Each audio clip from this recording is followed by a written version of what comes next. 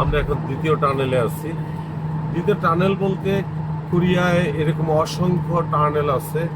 আমি সেই 1997 সালে যখন আসছি তখন সিউল থেকে খাংনাম একটা সিটি, যেটা অপোজিটে, যেটা সমুদ্রের অপোজিটে হলো জাপান, আমি সেখানে গিয়েছিলাম।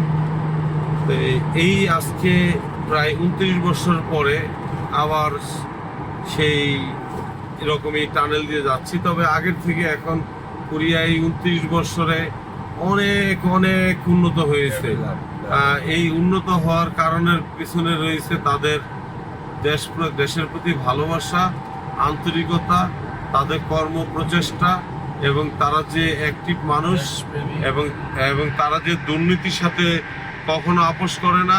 এই কারণেই আজকে কোরিয়া পৃথিবীর একটা উন্নত দেশের মধ্যে অবস্থান করছে। তো সেই কোরিয়ারই আমি এখন সেই উজাম্বু থেকে এখন আনসান সিটিতে যাচ্ছি। প্রায় 100 কিলোমিটার পথ অতিক্রম করে আমরা আনসান পৌঁছাবো। আমার সাথে আছে আমার চিঙ্কু, আর চিঙ্কু হলো কোরিয়ান ভাষায় বন্ধু, আমাদের সুমন ভাই।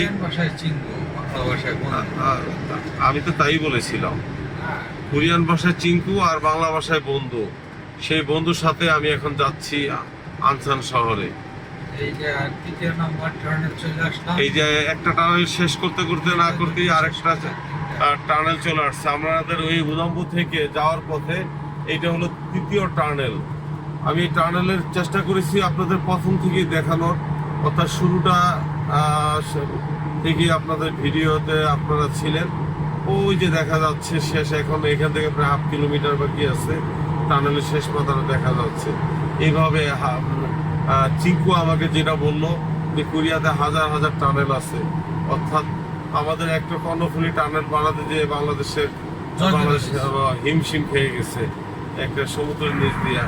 আর এই অসংখ্য টানেল এরা যে তৈরি করেছে, এতে কত টাকা এবং তাদের কত লেবার এবং তাদের কত টেকনোলজি তারা ইউজ করেছে। আপনাদের সবাইকে ধন্যবাদ। উজুম্বু থেকে আনসান শহরের পথে আমি দেলোয়ার এবং আমাদের কোরিয়ান ভাষায় চিঙ্কু, আমাদের সুমন বিদায় নিচ্ছি। আল্লাহ হাফেজ।